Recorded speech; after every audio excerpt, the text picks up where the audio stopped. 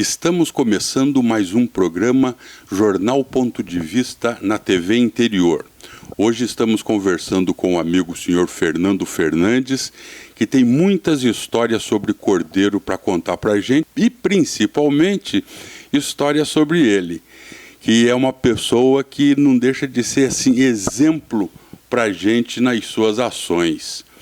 Seu Fernando, muito obrigado por estar aqui nos recebendo para esse bate-papo e seja bem-vindo ao Jornal Ponto de Vista e na TV Interior. É o maior prazer receber uma pessoa igual você, que somos amigos de longas datas, não é?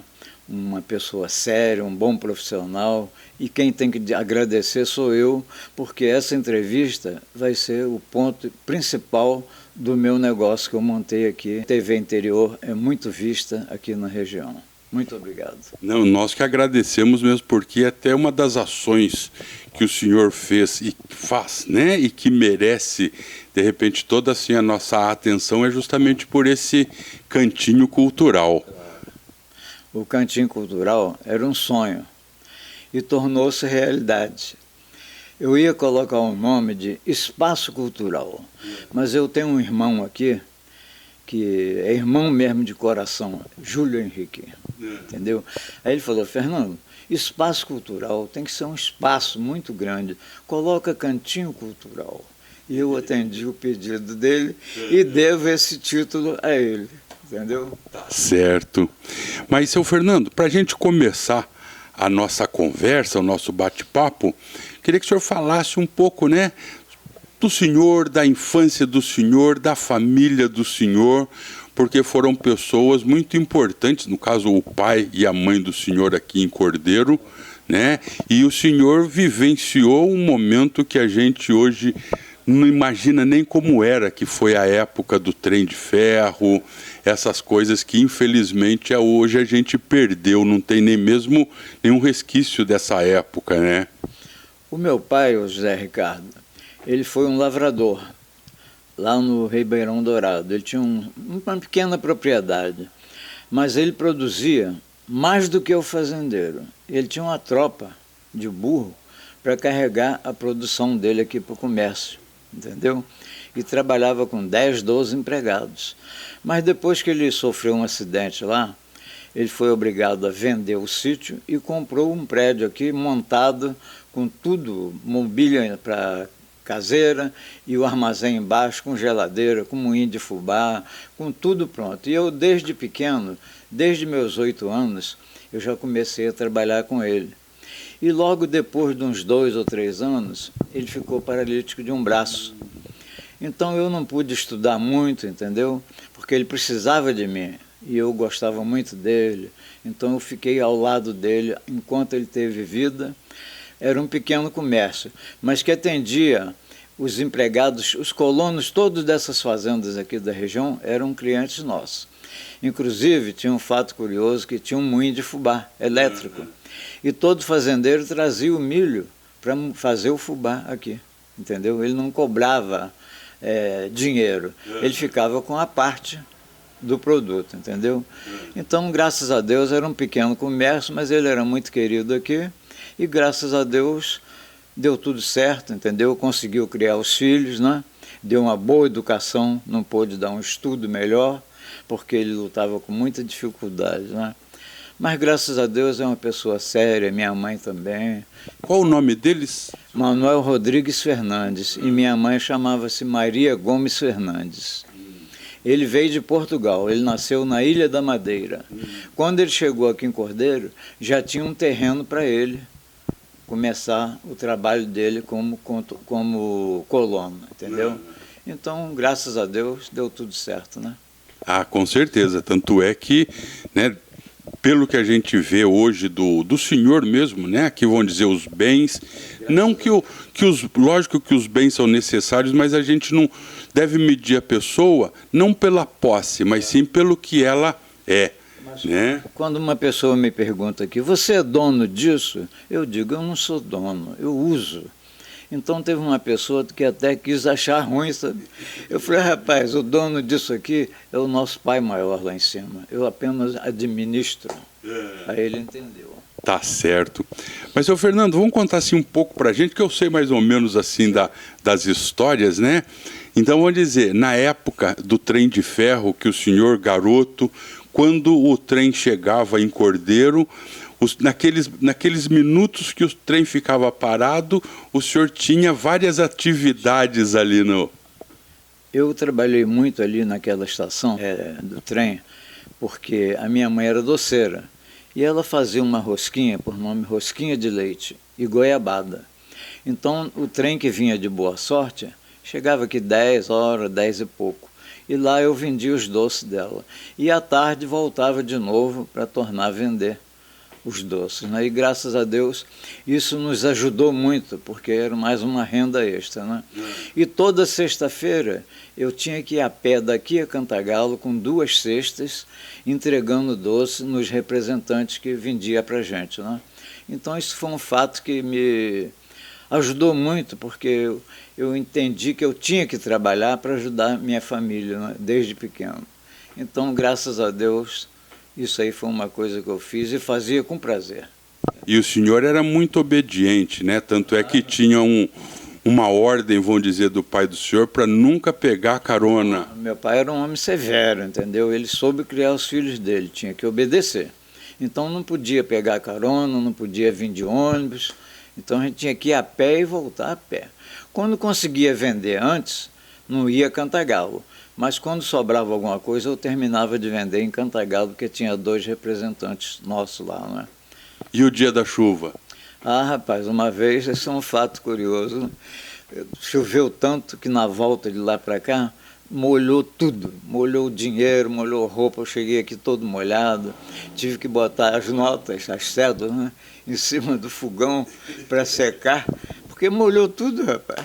Não podia pegar carona, não tinha lugar para esconder, não era estrada de chão ainda. E isso aconteceu também, né? Tá certo. E, vamos dizer, e quando o trem chegava, vinha o jornaleiro, né, no vagão. Ele era um senhor muito educado, muito boa pessoa, o nome dele era Magno, seu Magno. E eu tinha uma vizinha aqui na frente, que ela me pediu se eu podia fazer esse favor diário para ela, comprar as revistas todas e os jornais do dia. Então, todo dia, quando o trem chegava, eu saía correndo. Primeiro eu pegava o dinheiro com ela e já estava lá separadinho, o seu Magno separava as revistas que ela não tinha comprado no dia anterior. Aí eu vinha correndo, ela folheava tudo, essa tem, essa não tem, então devolve essa lá. Eu ia lá, devolvia, ele me dava o troco e ela me dava 5 cruzeiros todo dia para fazer isso, né? Além disso, eu engraxava os sapatos dele, porque eu precisava também de ganhar alguma coisa, né? Então eu me virava assim. E depois disso, eu comecei a fabricar muito doce de leite. Fazia toda segunda-feira já 2.800 doces de leite. E minha esposa, já era casada, trabalhava como professora no colégio, no Grupo Inocêncio de Andrade. 10 horas, quando ela chegava, que ela ia embrulhar os doces em pacotinho de 50. E eu partia terça-feira no trem de manhã, com um empregadinho, com cada um com 2 malinhas, né? Com 2.800 doces. E lá eu consegui uma clientela e vendia tudo, entendeu? Então, graças a Deus, isso também foi durante uns 2 anos, 2 anos e pouco. Depois paramos com isso, porque meu pai veio a falecer e eu fiquei sozinho, tomando conta do armazém, né? E depois eu consultei meus irmãos, ninguém quis assumir o armazém. Aí eu dividi, aluguei 2 portas para minha mãe ter um aluguel e fiquei com uma porta quando eu iniciei a minha carreira de estofador, entendeu? Então, graças a Deus, eu construí esse prédio aqui, que é um prédio muito simples, né? Mas consegui realizar esse sonho e com essa profissão de estofador. Porque hoje o estofador tem muita dificuldade para ganhar o seu dinheiro, porque você vai na loja e compra um sofá para pagar em 12 vezes. E naquela época não, entendeu? Naquela época o serviço era pago na hora, né? Então eu tinha 2 preços aqui. Eu sempre agia assim. Quando entrava uma pessoa que eu sabia que tinha alguma dificuldade, eu tinha um preço melhor. E quando entrava uma pessoa que tinha mais recurso, eu cobrava mais um pouco. E me dei bem assim, porque todo mundo fazia o serviço comigo, né? Eu atendia Cordeiro, Cantagalo, Macuco, Bom Jardim, até Friburgo. E o senhor é de 1937. Hoje o senhor está com 83 anos. 83 anos. E nunca deixei de trabalhar como estofador. E depois montei uma loja, construí esse prédio aqui, montei uma loja com intenção de deixar para os filhos. Mas não dá, entendeu? Eu vendi para eles saber que tinha que ter compromisso. Porque se eu desse, não tinha valor, né? Não. Então, quando eu vendi a loja para eles, eles falaram, mas como é que nós vamos pagar? Os 3 filhos trabalhavam comigo. Como é que nós vamos pagar? Vocês vão pagar do jeito que puder. Vai dar R$20, 20 cruzeiros, era cruzeiro, 200 cruzeiros, 1000 cruzeiros, o que pudesse. Com 6 meses me pagaram 4 milhões que eu tinha deixado, entendeu? E duplicou o estoque. Aí veio o Collor de Mello, prendeu o dinheiro deles. A loja teve na mão deles, teve uma vida de uns 6 a 7 anos. Aí entrou o Collor, prendeu o dinheiro da caderneta, eles foram obrigados a encerrar, não é, as atividades como lojista. E no caso, para a gente, né, tá assim, se inteirando, no caso, o senhor casado com Dona Guilhermina, e o nome dos filhos do senhor? O mais velho chama-se Bruno, o do meio é Breno, trabalha na Enel, e o Brauninho trabalha numa firma aqui em cima, no Retiro Poético. Todos eles trabalham com eletricidade, não é? Não. São técnicos. E um ou outro, no caso, também teve assim, herdou do senhor essa veia de artesão. O Breno. O Breno herdou e eu fui obrigado a vender uma ferramenta que eu tinha na oficina, porque ele estava fazendo as coisas escondido. Então eu fiquei com medo dele perder um dedo, perder uma mão. Essa ferramenta chama-se desempenho. Aí eu vendi depressa, porque eu mesmo me acidentei com toda a habilidade que eu tinha e o tempo de trabalho com aquela ferramenta. Eu consegui perder um pedaço do dedo, mas o médico colocou no lugar e tal. Aí eu, com medo dele se machucar, eu vendi essa ferramenta, né? E hoje, nas horas vagas, ele fabrica artesanato, entendeu? Para não ficar parado. Tá certo. E ele tem o lado também da outra veia artística do senhor, que é a música. A música, ele se formou em guitarrista em Friburgo, estudou lá numa academia, né? Então, fez até parte de um conjunto aqui, se apresentou uma vez aqui na exposição, mas o conjunto não teve muita duração, não.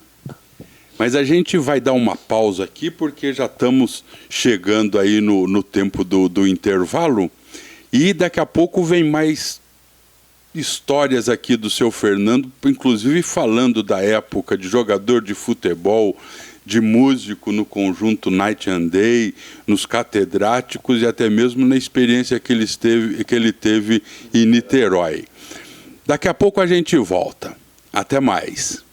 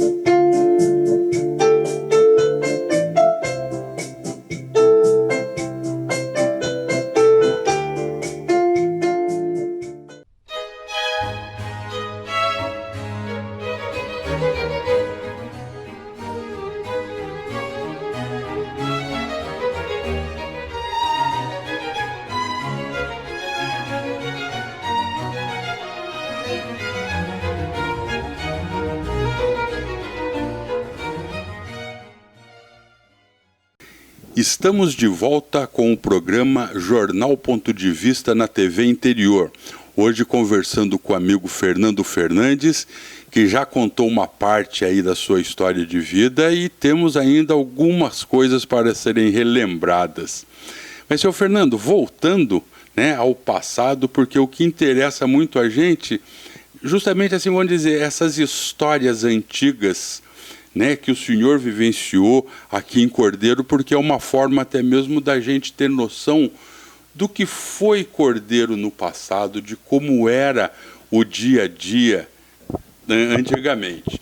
Voltando à história do trem, da época do trem, o senhor, no caso desta época, o senhor tem uma relíquia hoje, que são as gravuras do Péricles, o amigo da onça, né? Eu até vou pegar o álbum e segurar ele aqui, para as pessoas conhecerem, né? São 2 álbuns com páginas inéditas.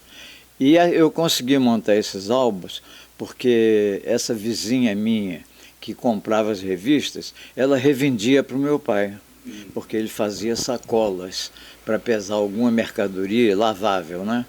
Açúcar, isso não, trigo não, mas feijão, milho, alguma fruta, ele colocava nessas sacolas de revistas e jornais.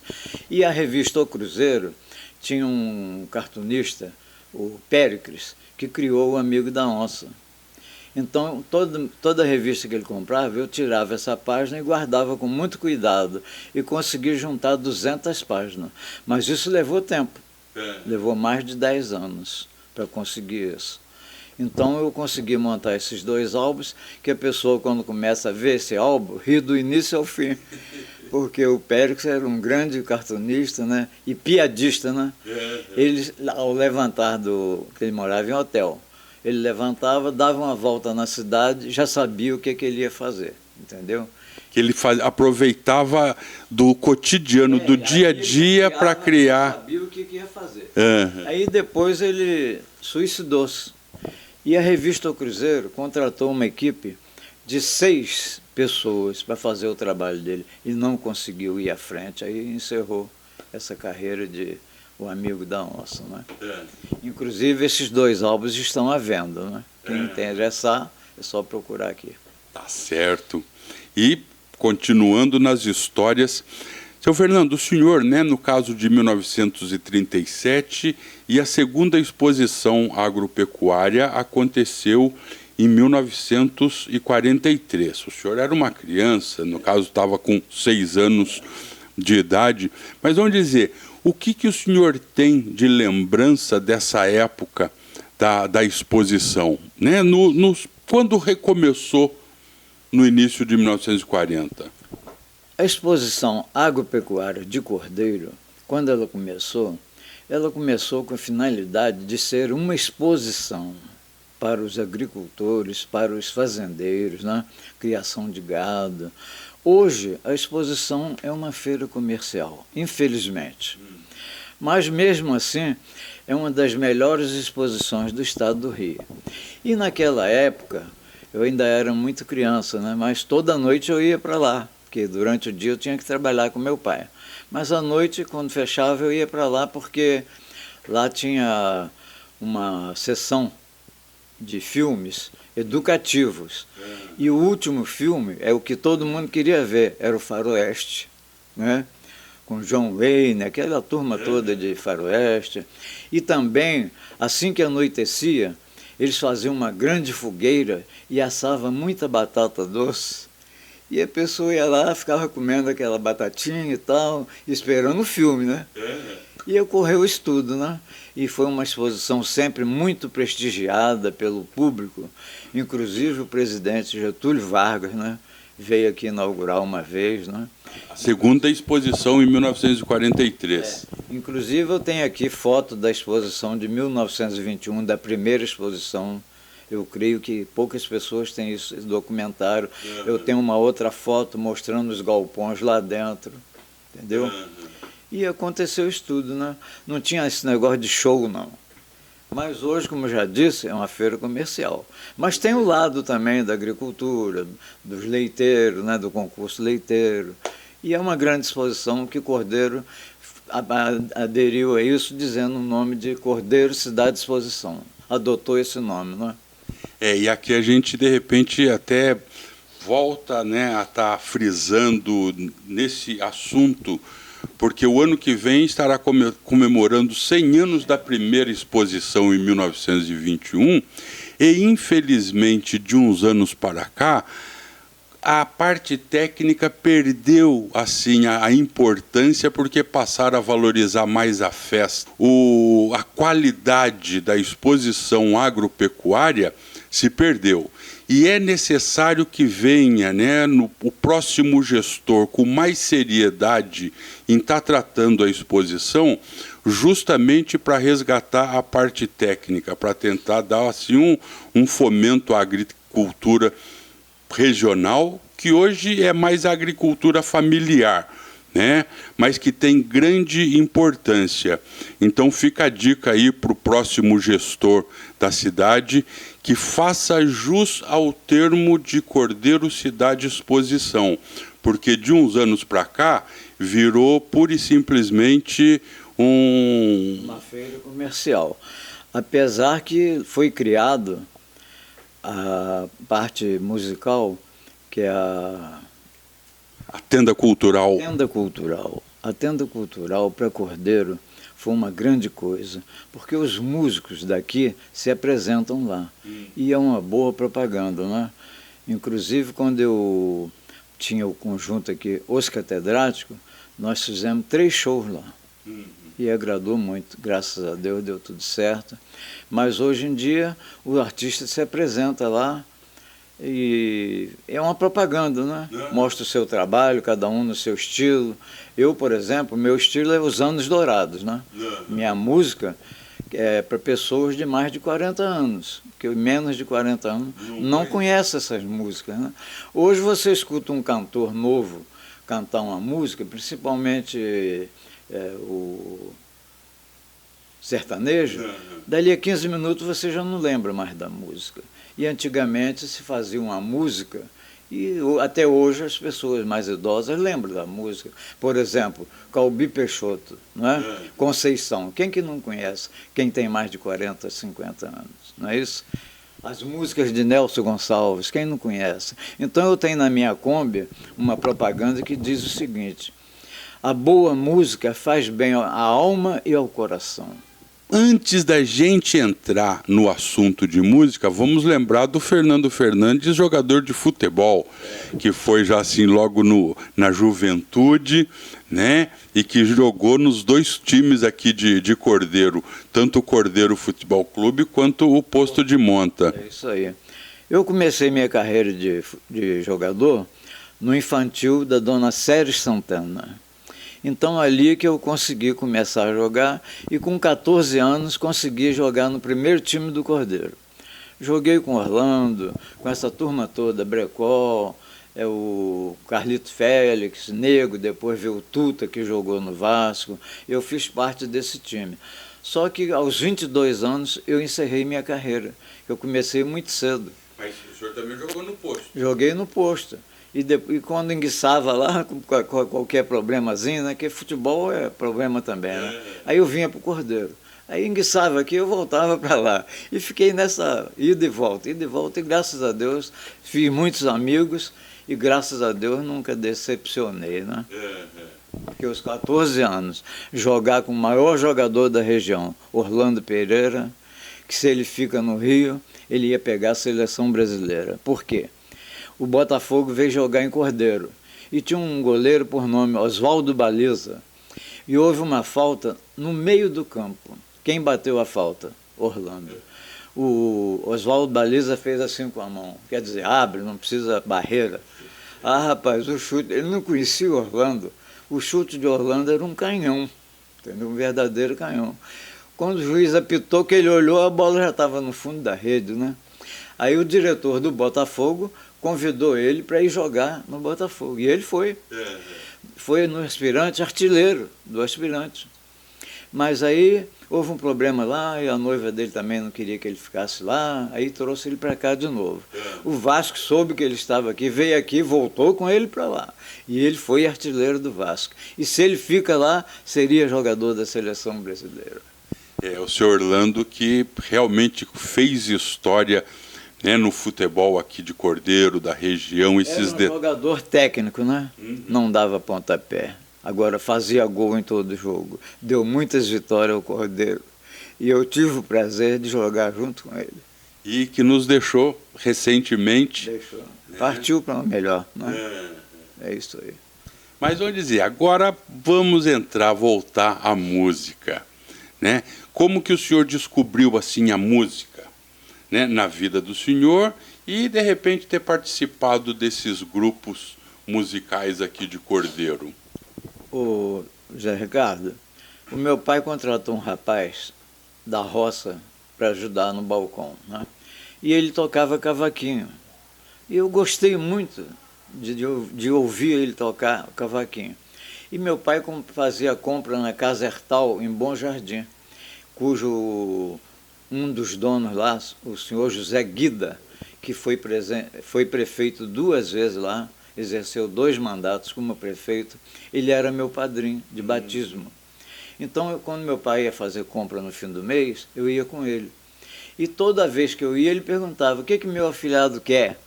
Então, tudo que eu pedia, ele mandava logo apanhar e me dava. Mas um dia, eu fiquei com vergonha de pedir, porque eu queria um cavaquinho. Eu ficava cutucando meu pai, né? Pede a ele, fala com ele, que é o cavaquinho, eu não vou falar não, tal, que ele não vai me dar não. Aí depois o meu padrinho, quando meu pai acertou tudo e já vinha embora, ele perguntou, o que meu afilhado quer hoje? Aí meu pai falou, aí ele não vai falar não, que ele está com vergonha, ele quer um cavaquinho. Fulano, põe aquele cavaquinho lá para o meu afilhado. Aí, rapaz, sem nunca ter botado a mão, mas às vezes eu apanhava o cavaquinho do empregado e mexia um pouquinho, né? Aí eu vim tocando uma música no cavaquinho, numa corda só.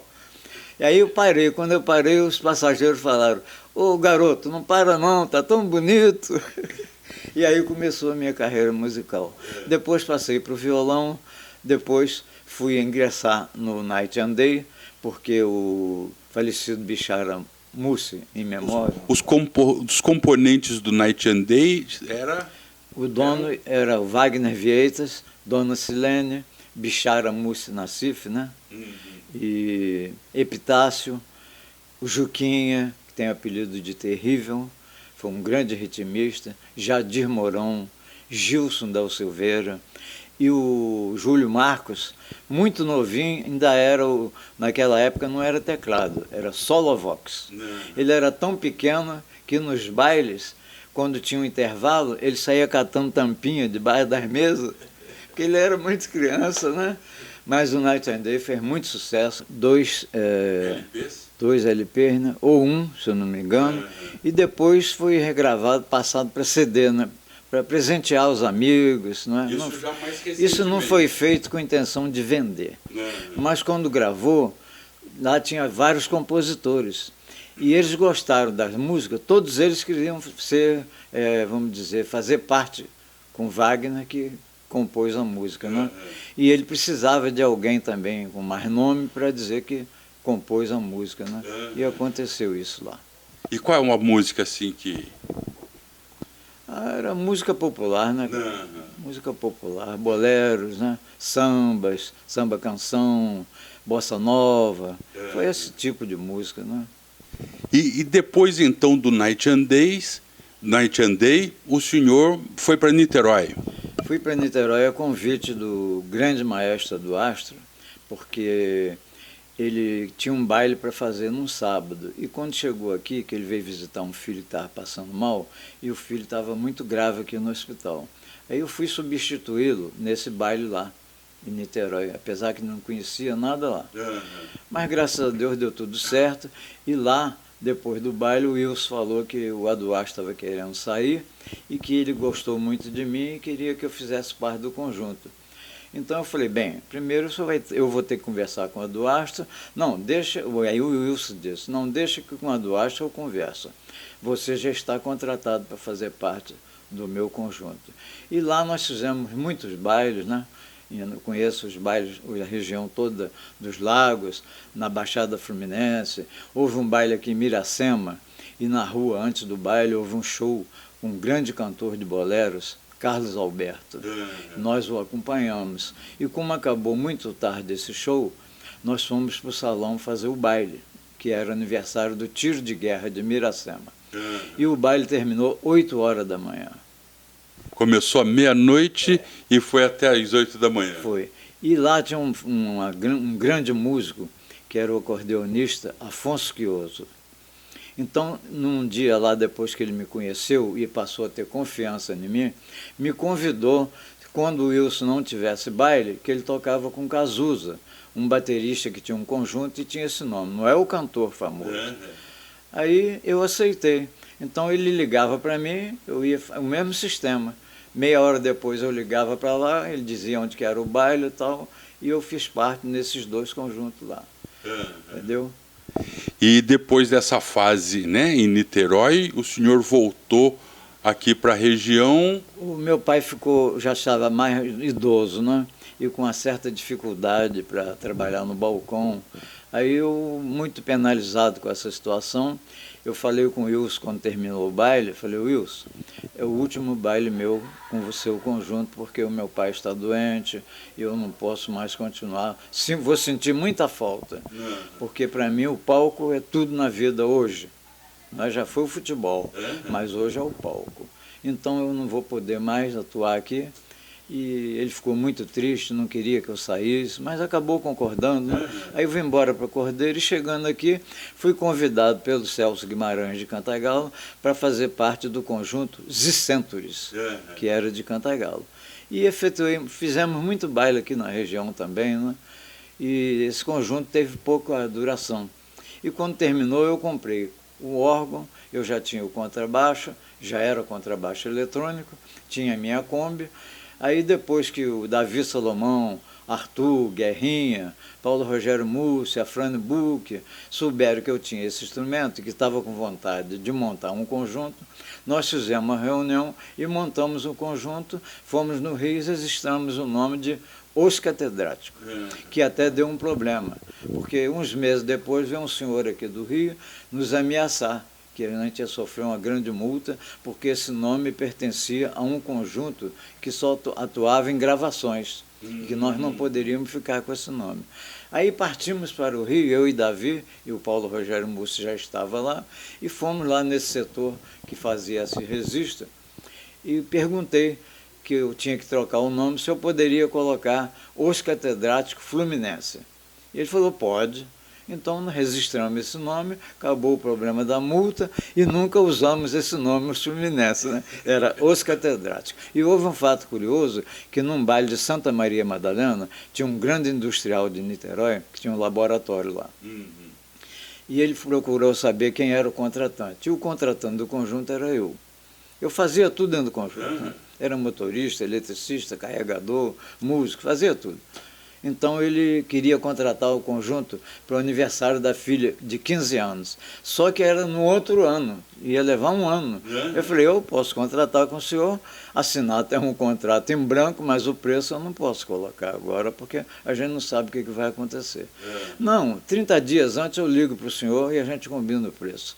Então esse baile foi contratado por 1.200.000. Ele aceitou o preço e foram fazer o baile, mas aí eu já não estava mais no conjunto, eu fui obrigado a deixar o conjunto, mas são todos meus amigos, graças a Deus, adoro eles, nunca deixo de conversar com eles, e fui obrigado a parar então, aí resolvi ser tecladista. Comprei um teclado e comecei a ensaiar em casa sozinho, nunca estudei, mas no dia que o teclado chegou, eu já toquei um boleirinho, né? Aí minha mulher até espantou, falou, como é que você está tocando um bolero, você nunca estudou esse instrumento aí? Eu falei, isso é o dom de Deus. E antes da gente entrar no intervalo, seu Fernando, conta a história da homenagem que o senhor fez à dona Guilhermina recentemente e que o senhor compôs uma música. Eu fui convidado pela grande presidente da Branda Fraternidade Cordeirense, dona Glorinha, ela queria fazer uma coisa diferente. E a banda estava comemorando aniversário. aqui no coreto da cidade. E ela me perguntou se eu poderia tocar 5 músicas antes da banda, sozinho, né? E eu aceitei, porque para mim foi uma grande propaganda, né? Inclusive, eu preparei um papel, mandei fazer uma... Imprimiu e tal. Aí pedi que ela, na 4ª música, quando terminasse, ela falasse que queria a presença da minha esposa lá no coreto. Porque eu queria fazer uma homenagem a ela, que eu compus uma música para ela, cujo nome da música é Helena, Helena. E convidei a minha neta, porque eu não tenho voz de cantor, eu não canto, eu sou solista, né? Tecladista, mas solista, eu não canto. Então, eu convidei a minha neta, ela declamou a letra, e quando ela acabou, eu executei a música, e graças a Deus fui muito aplaudido, minha esposa gostou muito, e aconteceu isso, né? E a letra da música é uma letra que eu estava de madrugada, rapaz, foi uma coisa de Deus, né? Eu acordei com aquilo na cabeça. Aí fui lá na cozinha, escrevi depressa para não esquecer, e no dia seguinte encerrei a música, só faltava uma palavra. Aí fui aqui num amigo meu que trabalhava na Oi, falei, rapaz, aqui, você toca violão, eu fiz essa música aqui essa noite, acabei agora e tal, mas está faltando uma palavra. Qual palavra que eu vou botar aqui? Ele falou, sozinho. Então completou a música, né? E o senhor lembra, assim, um pouco, um pedaço assim da letra? Vou ver se eu recordo. Oh, meu amor, como é bom ter você na minha vida. Vou te amar para sempre, minha querida. Quando Deus botou você no meu caminho, uma cigana revelou o meu destino. Tive muito amor e muito carinho e nunca me senti sozinho. Quero ver você sempre contente, muito contente, porque vou te amar eternamente. Helena, Helena. É de emocionar, e a gente nota que o senhor se emocionou, e é uma união aí de quantos anos de casado, seu Fernando? 58. De boa convivência. Amém. Isso que é importante. O Jornal Ponto de Vista na TV Interior dá um tempo, e daqui a pouquinho a gente está de volta. Nos aguarde. Essa música agora é a música que eu fiz em homenagem à minha esposa, Guilhermina Helena. E o nome é Helena, Helena.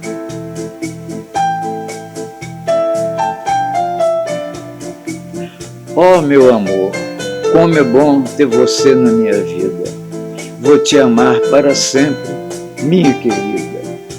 Quando Deus botou você no meu caminho, uma cigana revelou o meu destino. Tive muito amor e muito carinho e nunca me senti sozinho. Quero ver você sempre contente, muito contente, porque vou te amar eternamente. Helena, Helena.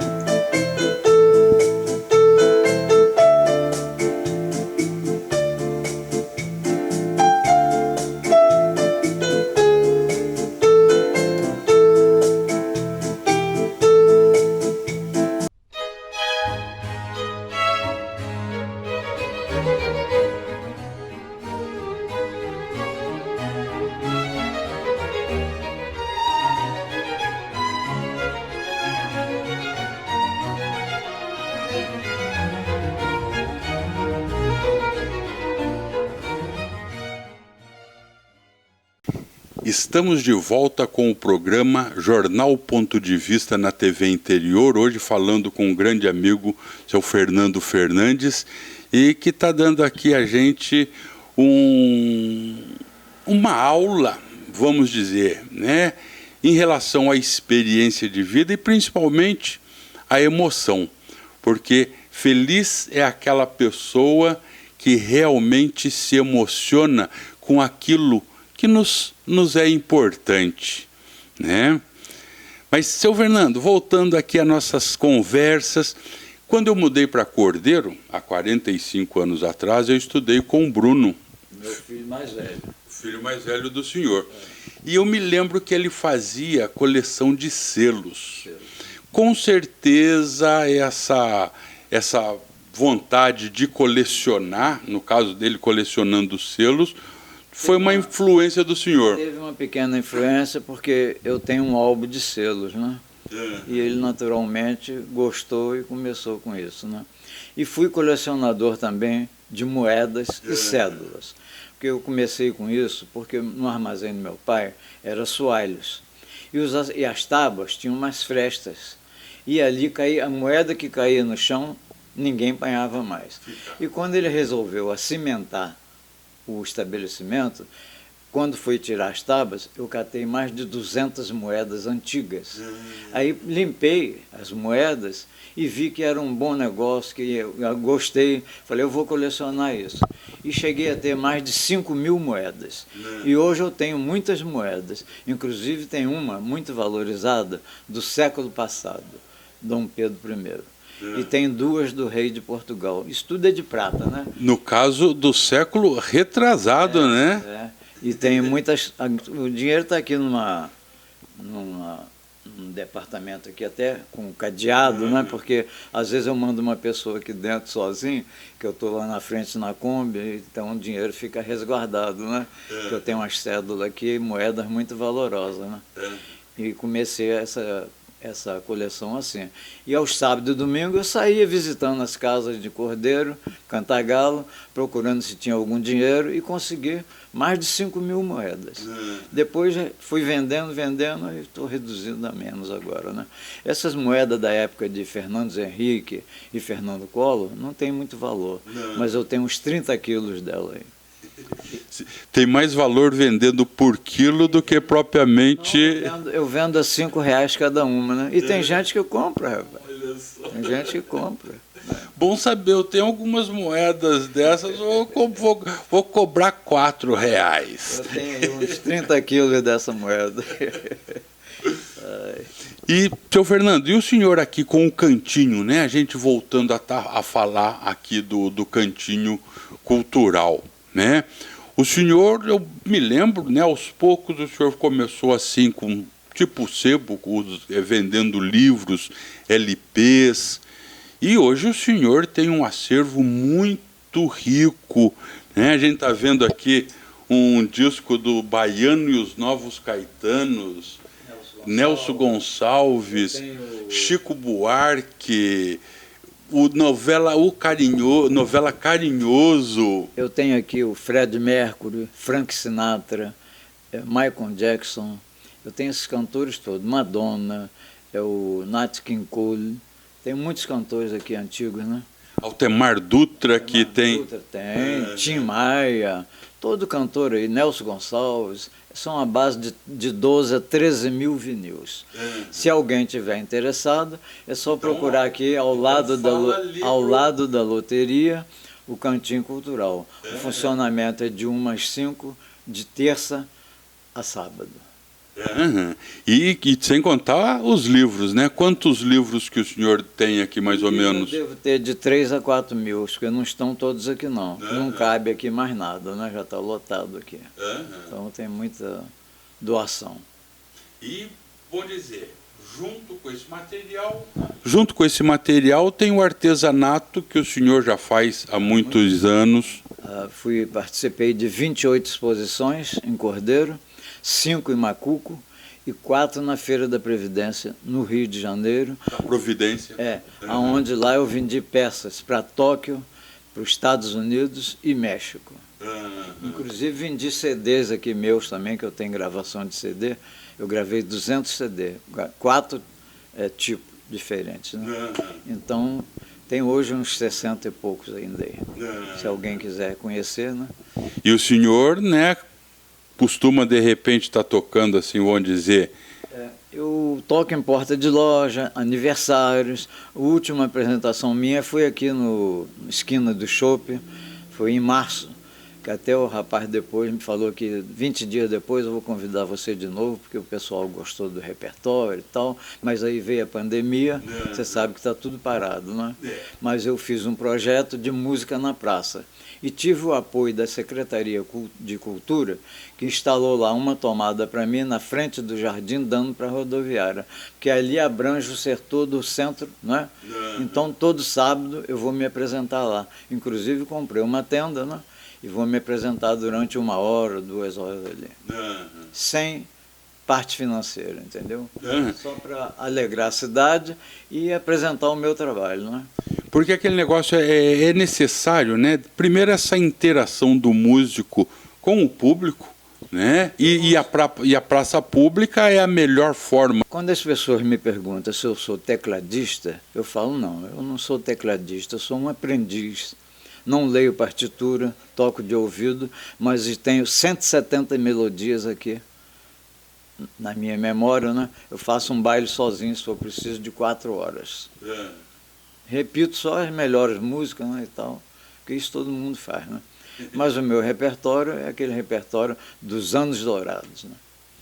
E no caso, voltando, como artesão, o senhor tem ali, né, vários objetos ali o malabarista, o que desce a escadinha, né? Tem diversas coisas, né?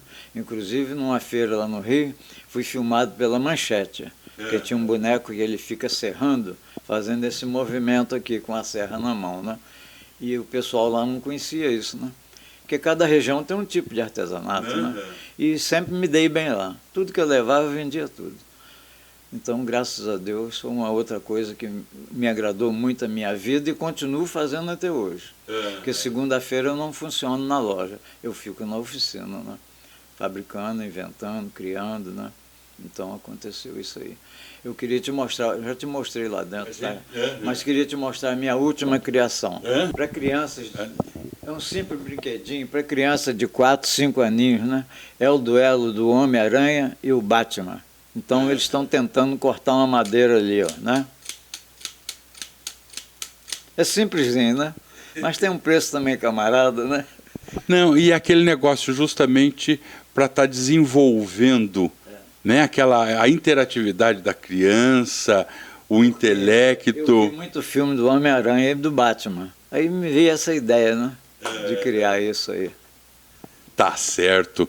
A gente vai dar uma pausa no bate-papo para a gente estar ouvindo o seu Fernando Fernandes tocar algumas músicas aqui para gente. Já voltamos na conversa.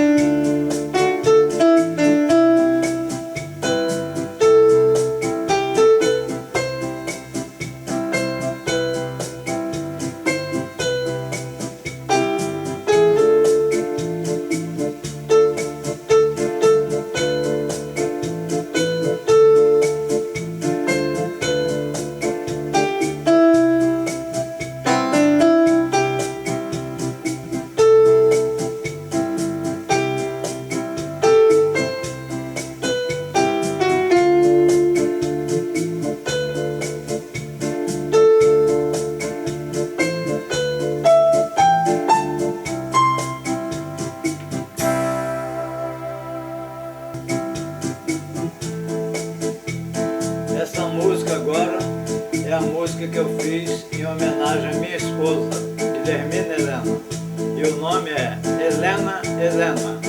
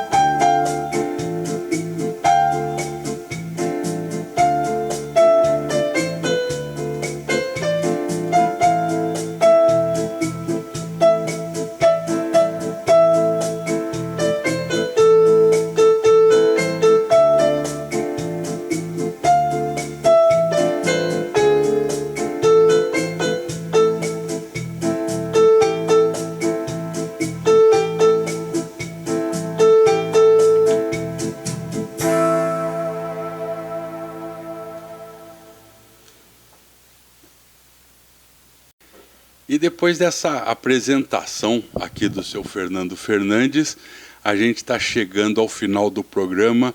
E, seu Fernando, muito obrigado pela paciência do senhor em ter nos recebido aqui. E espero do fundo do coração que o senhor esteja sempre repleto assim de saúde, de paz e alegria. E essa alegria que o senhor emana e nos contagia.